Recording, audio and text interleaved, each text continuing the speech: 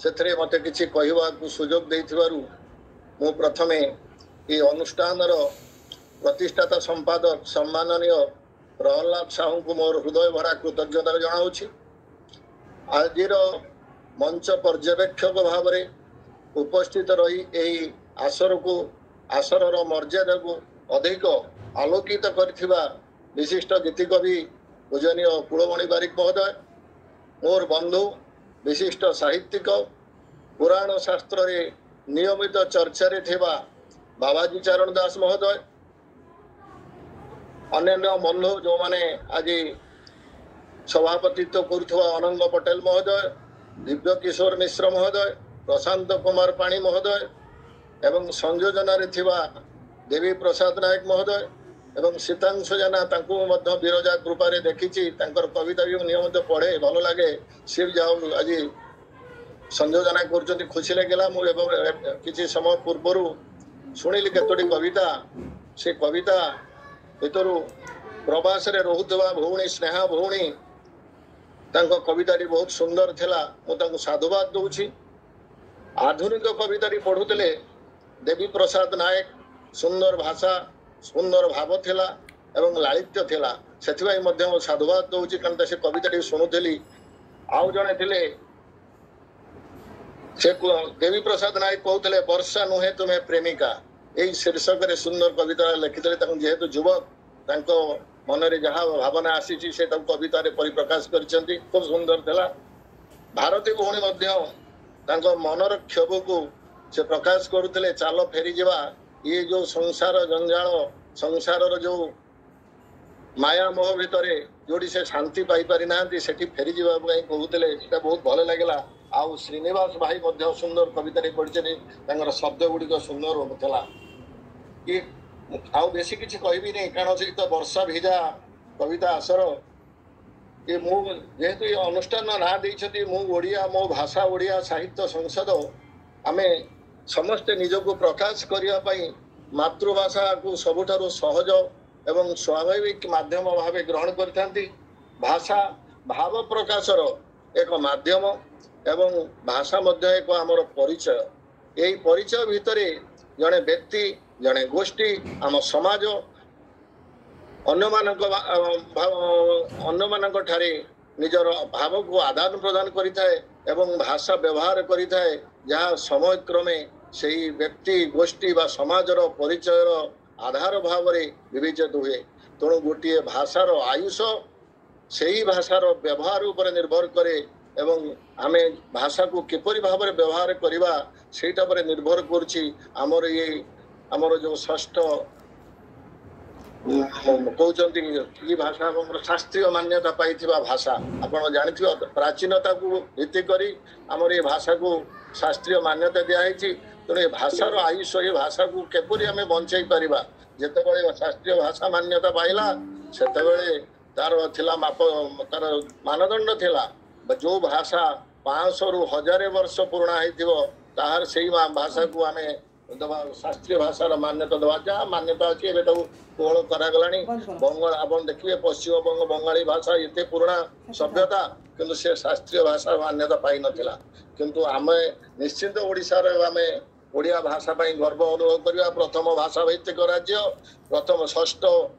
शास्त्रीय भाषार मान्यता पाइथिबा हम ओडिया भाषा सेथि पाई बोधे प्रहलाद बाबू जो चिंता करिसेंती किछि संकट बोधे आछि आम भाषा रे नहले कहीं से अनुष्ठान ना रखिले मु ओडिया एवं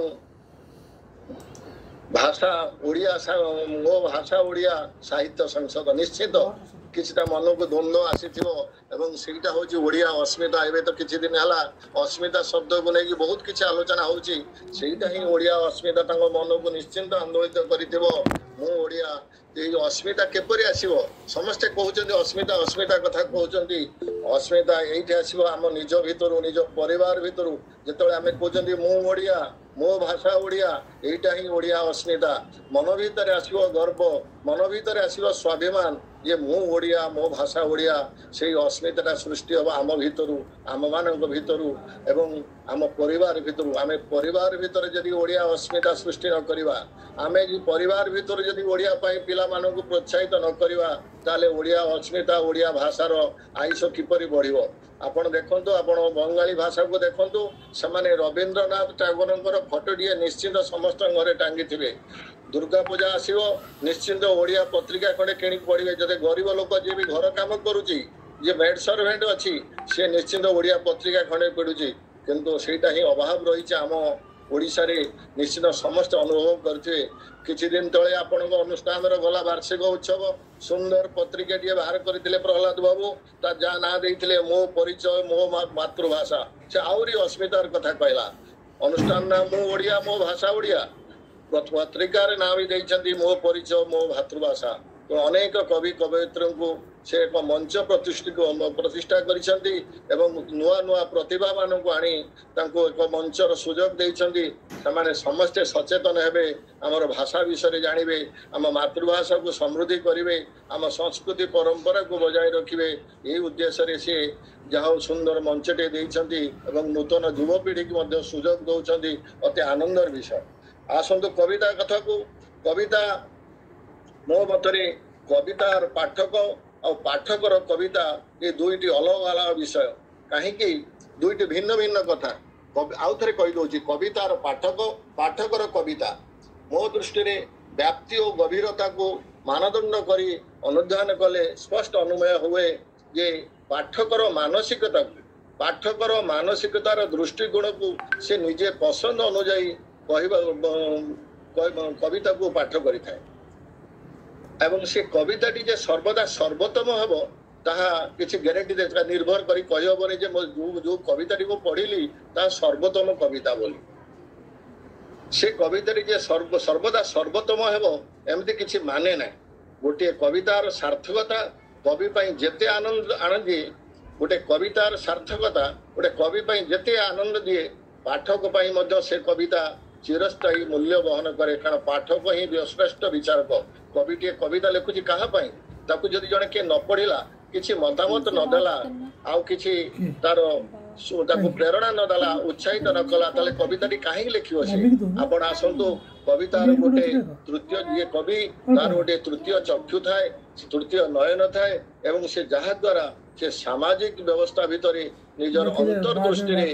काव्य बोध को विश्लेषण करुए थर थर बारंबार से काव्य से अंतर्दृष्टि को विश्लेषण करुए जहाँ आखिर देखे निज भाव को परिप्रकाश करुए मन को जहाँ आसला निकट में आप देखिए बालेश्वर जो घटना है समस्त आंदोलित कला अधिकांश लोक आखिरे लुह झरला केते पोला पोला कविता देखिए 8 दिन होगा शनिवार को शनिवार होते आज 9 दिन होगा 9 दिन धरी आप समाज खबर कागज देखु यूट्यूब चैनल देखु सबुठी खाली से बालेश्वर संवेदनशील निरीह छात्रीर आत्माहुति जो आत्मार विलाप को आपण मैंने कवितार विभिन्न ढंग से आपण कविता माध्यम परिप्रकाश करिसेंटा ही कविता कारण जहाँ देखिले समाज में घटी जाउथबा घटनावली को आपण परिप्रकाश कले ताही कविता तेणु मणि साधारण मनीषर आखिरे जहाँ प्रतिभात हुए कविर आखिरे ता भिन्न रूप नुए भिन्न भिन्न माध्यम आम कविता आकार परिप्रकाश करंतु आ बेसी किछ कहबी नहीं कारण आम कविता तो बहुत कथा रही कवितार जुग पर जुग आहरी जुग आसो आपण पंचसखा जुग जाइछि सारला जुग जाइछि रीति जुग जाइछि राधानाथ जुग जाइछि जो माने अध्यापना लाइन में थिबे सने जानिथिबे से विषय रे अधिक धाउनी आपनकर सबुज जुग अवकाश जाऊ जानिथिबे सब जो आधुनिक जुगर सबुज जुग कवि सेमानकर जाइछि अन्नदा शंकर राय वैकुंठ पट्टनायक से सब अवकाश जो काउंदी पाणिग्राही ईसो थिले आधुनिक जुग एबे वर्तमान आसी उत्तर आधुनिक जुग एबे जो कविता एबे आसुची उत्तर आधुनिक जुग ए उत्तर आधुनिक जुगर कविता से कवितार भाव किपरि हबो ना गोटे श्रेष्ठ बा कालजयी कविता जेते जुग बा वर्ष बीती गले मध्य जे गोटे भल कविता से निश्चित कालजयी रहितबो आपण पुराणा कथा छाड़ी दियंतु आमे भंज साहित्य तो 300 वर्ष तळर कथा ताकू छाड़ी दियंतु आपण आसंतु सची राउतराय कथा केते कालजयी कविता समस्त मुहरे रही छोट मोर गाँटी कविता समस्त आमको प्रभावित करिछि आम समस्त मुहरे जितेबाला से पल्ली प्रकृति की नहीं निज गाँव परिवेश को नहीं से कविता लिखिंट केटे सुंदर कविता समस्त आकृष्ट कर चाहूँ आज समाज रे आज युव प्रतिभा माने जो माने साहित्य चर्चा करुछंती जो माने साहित्य अनुरागी जो माने कविता लिखुंट समस्ते एपरी कविता सृष्टि करने को चेष्टा करूँ मु कहूनी राताराति सब आम कविता है कि मु गोटे बड़ कवि कि कविता साहित्यिक ता नुह आम साधना से साधनार अभाव अच्छी से साधना को लेकिन आम कविता लिखा एवं शब्द भाव लय सब जिनस को लिखि एपरी कविता सृष्टि करवा जहाँ लोक को प्रभावित कर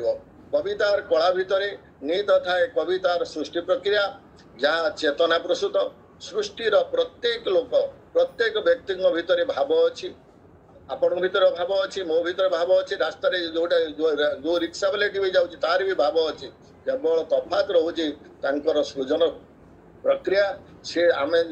कलम धरी कागज रे जो भावटा को प्रकाश कर जो शब्दटी दे पार्टी जो साधारण लोकटे ताहा प्रकाश करें नहीं से कवि श्रेष्ठ कविर तृतीय नयन अच्छी कवि की द्वितीय ईश्वर कहते आप चिंता करूँ आम आम समय आम माँ मैंने पाठ पढ़ी नथिले किंतु मनरू पिलाटू जो अबोझा पिलाटा को बुझेवाई जन्म को देखई शांत कराउथिले गीतटे गाई पकाउथिले कई पढ़ी नथिले कि शिखई नथिले से मनरू मन कविता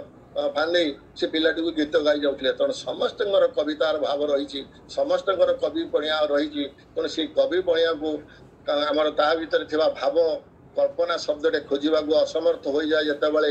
रूपांतरीकरण करें जितेबाला साधारण लोकटे कागज काली कलम मनरे किंतु गोटे साधारण मानव भितर थिबा भाव अनुभव कौन से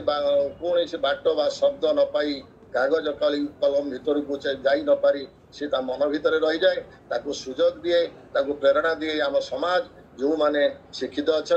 कवितार भावना अच्छी से भावना को लेकिन माने कविता लिखुंट तेणु बर्तमान आम समाज रे बहुत अनेक किसी घटना घटुची घटना को नहीं अनेक कविता भी लिखा जाउची साहित्य सभा मानक बर्तमान साधक बहुत कम साधव माने बेसी आउ थे कहूँ आज काली साहित्य सभा मानक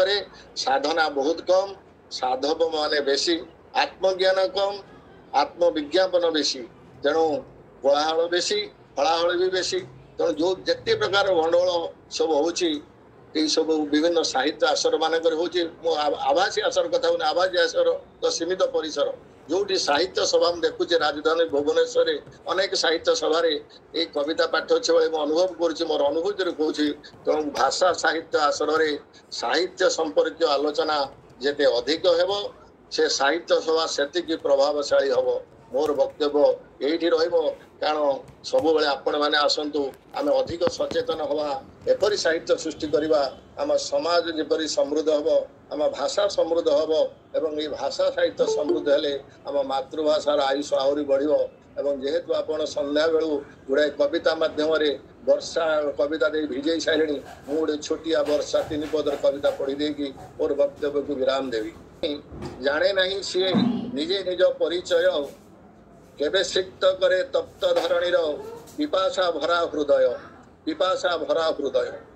केबे से बरसे धारा श्रवणर धारारे प्लावित होई नयनोलोतक झराए गगन सुशीतल करी मही झांझी चली जाए आर्द्रतार पथे सतेबा मौनावती आकाश बुकुरे नाचे क्षण प्रभा मेघमंद्र तर साथी मत किसी कहवाक सुजोग पुणी थे ये आसर को उपभोग करुवा समस्त साहित्यिक बंधु मान मोर सारस्वत प्रणाम जन मोर